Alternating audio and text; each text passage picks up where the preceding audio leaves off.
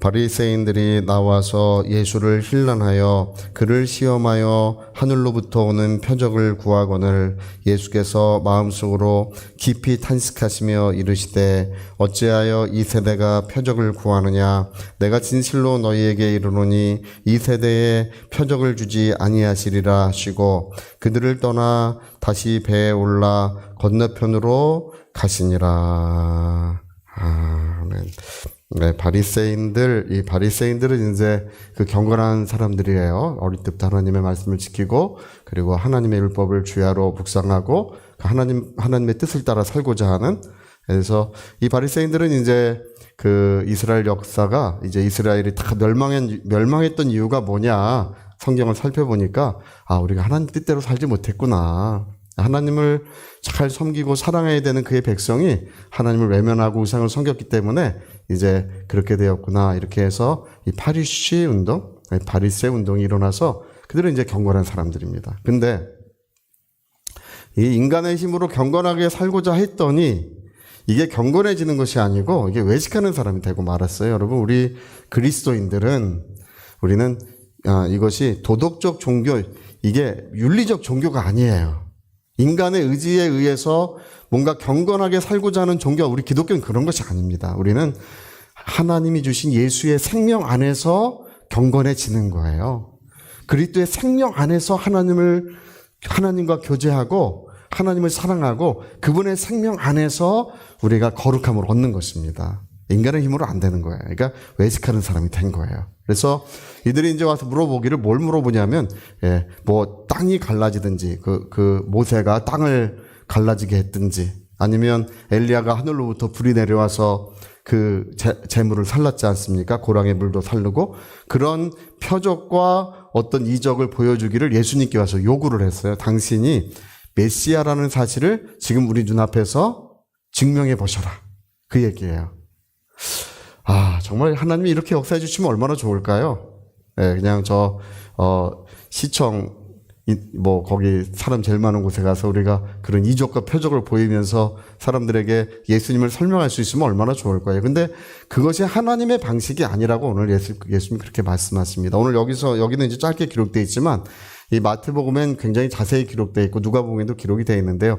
이 성경, 오늘 이 내용은 우리에게 뭘 가르쳐 주냐 하면 하나님이 보시기에 아름다운 신앙이 무엇인가를 여기서 가르쳐 주고 계시는 거예요. 하나님 보시기에 아름다운 신앙이 있다는 것입니다. 그래서 우리가 하나님 앞에 표적을 구하고 이적을 구하는데 원래 예수 뭐라고 말씀하시냐면 악하고 음란한 세대가 표적을 구하나 요나의 표적밖에는 보여줄 표적이 없느니라. 인자가 요나가 밤낮 사흘 물고기 뱃속에 있었던 것처럼 인자는 밤낮 사흘을 땅속에 무덤 속에 있으리라. 이렇게 말씀하십니다. 그러니까 표적 보여주시 원하나이다. 근데 예수님은 전혀 딴 얘기를 하세요. 근데 그 얘기를 우리가 가만히 들어보니까 어떤 얘기냐 하면 하나님의 말씀만을 이루시겠다. 그 얘기를 하시는 것입니다. 나는 너희들의 요구, 어떤 인간들의 어떤 기대, 거기에 부응하는 표적과 이적을 보여주는 자가 아니라는 거예요. 기본적으로. 나는 오직 뭘 하시는 분이시라고요? 하나님이 입으로 하신 그 말씀 약속을 이루는 일을 하겠다. 할렐루야.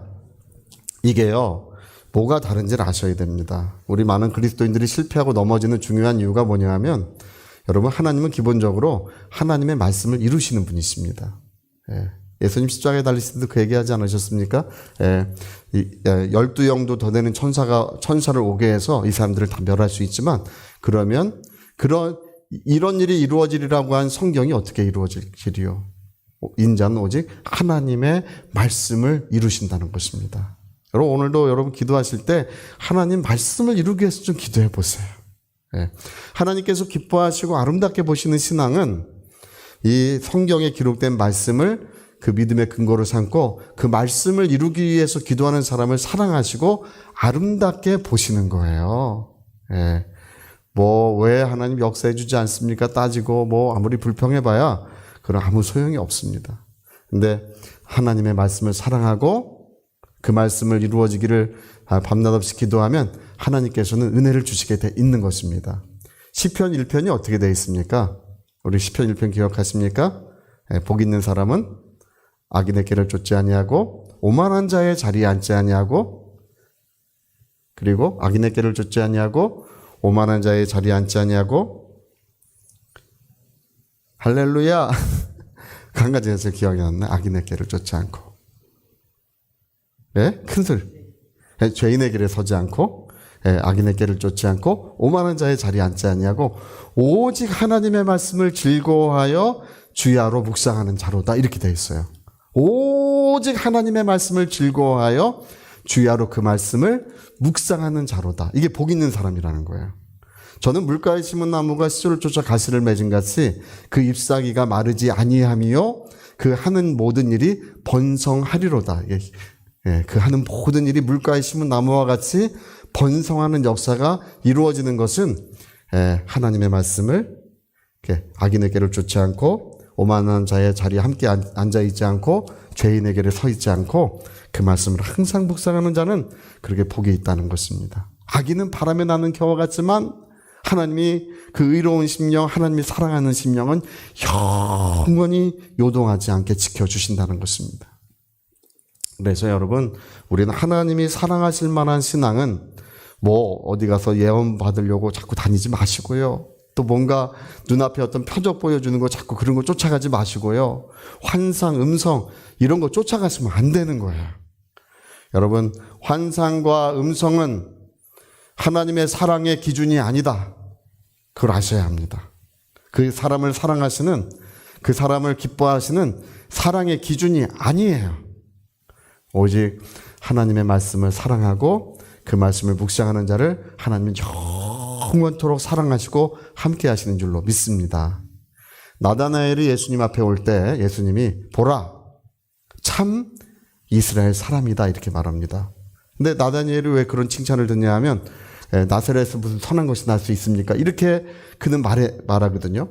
아, 예수님께 가면 큰 이적이 나타나고 더러운 귀신도 쫓겨나고 병든 자도 낫고 하나님의 능력이 이렇게 나타나더라. 나다니엘이 그래도 그분은 메시아가 될 수 없습니다. 메시아는 다윗의 살던 촌 베들레헴에서 나와야 합니다. 성경의 기록이 그렇게 돼 있다는 거예요. 나사렛에서 무슨 선한 것이 날 수 있습니까? 이 나사렛 동네가 잘못됐다는 뜻이 아니고요. 베들레헴 이외의 모든 어떤 동네든지 그게 날 수 없다는 거예요. 요즘에 뭐 우리나라 사람이 자기가 메시아라고 하는 사람이 있죠? 메시아는 반드시 다윗의 자손이어야 합니다. 할렐루야. 베들레헴에서 태어나야 돼요. 이미 선자들이 예언한 대로 해야 됩니다. 1만 4천 가지의 모든 예언이 이루어져야 메시아예요. 그래서 아니 나사렛에서 무슨 선한 것이 날 수 있습니까?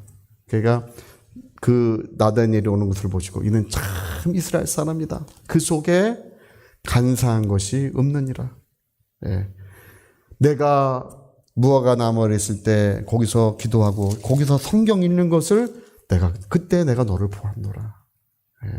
성경을 묵상하면서 메시아는 이런 분이시구나. 그리스도는 이런 모습으로 오시고 이런 일을 하시는 분이시구나. 성경을 통해서 하나님의 은혜를 확인하고 성경을 통해서 주님을 찾고 있던 그분의 그 모습을 주님은 기쁘게 여기신다는 것입니다. 그 속에 간사한 것이 없도다. 오늘 여러분 기독교인들이 얼마나 큰지 아십니까? 눈에 보이는 거 뭐 환상이라도 좀 보려고 그러고 무슨 음성이라도 좀 들으려고 그러고 어디 가서 예언해 준다 그러면 머리 뒤밀고 해달라고 그러고 얼마나 그런지 아십니까? 우리는 주님의 음성을 들어야 되는데 뭐라고 말씀하시냐면 요나의 표적밖에는 보여줄 표적이 없느니라. 하나님의 말씀을 이루는 것으로서 나는 그 모든 것을 증명하고 모든 것을 역사하겠다는 것이 주님의 말씀이 있습니다. 그래서 여러분 요한복음 15장에 이런 말씀이 있죠. 너희가 내 안에 거하고 그다음 어떻게 되어 있습니까? 내 말이 너희 안에 내 말이 너희 안에 거하면 우리 큰 소리 한번 해볼까요? 내 말이 너희 안에 거하면 원하는 것을 구하라. 그리하면 이루어지리라. 내 말이 너희 안에 거하면 너희 안에 어떤 목사님 그 전에 인도에서 집회하실 때 집회하고 계시다가 갑자기 마음속에서 바울이 그 안진뱅이를 일으키는 그 말씀 있죠? 일어나, 손을 잡고 일어나, 걸어가라. 그 말씀이 번쩍 떠올라가지고, 마침 설교하다 말씀이 번쩍 떠올라가지고, 그분이 안진뱅이를 한 번도 일으킨 적이 없으신 분이신데, 집회하다가 앞에 안진뱅이가 있었어요. 막 뛰어내려가서, 나사렛 예수 이름으로 외하는 일어나, 걸어가라고 할 때, 번쩍 일어나가지고 걸어가서 집회가 끝났다고, 다 성령이 오셨네. 막 찬송 부르고 기뻐해가지고 집회가 이제 막 됐다고 하는 제가 아시는 목사님이신데, 여러분, 하나님의 말씀이 우리 속에 거하시고 그 말씀이 우리를 사로잡을 때, 그 말씀이 우리의 영혼을 주장할 때 이루어지는 것입니다. 그래서 말씀이 너희 안에 거하시면 할 때 그 거하다고 하는 그 말은 주장한다는 뜻이에요. 그 마음을 사로잡는다는 뜻입니다. 그때 무엇이든지 이루어진다는 것입니다. 여러분, 오늘도 여러분 심령과 가정에 하나님의 말씀이 충만하게 거하시는 복 있는 심령, 복 있는 가정이 되시기를 예수님의 이름으로 축복합니다. 자, 우리 오늘 손에 주먹 꽉 쥐시고, 우리 오늘 아름다운 신앙은 무엇이냐? 바로 기록된 말씀을 우리가 사랑하고 기록된 말씀 안에 거하는 것입니다. 네. 아름다운 신앙을 가지리라. 우리 두 번만, 내 평생 아름다운 신앙을 가지리라. 우리 두 번만 해봅시다. 시작. 내 평생 아름다운 신앙을 가지리라. 내 평생 아름다운 신앙을 가지리라.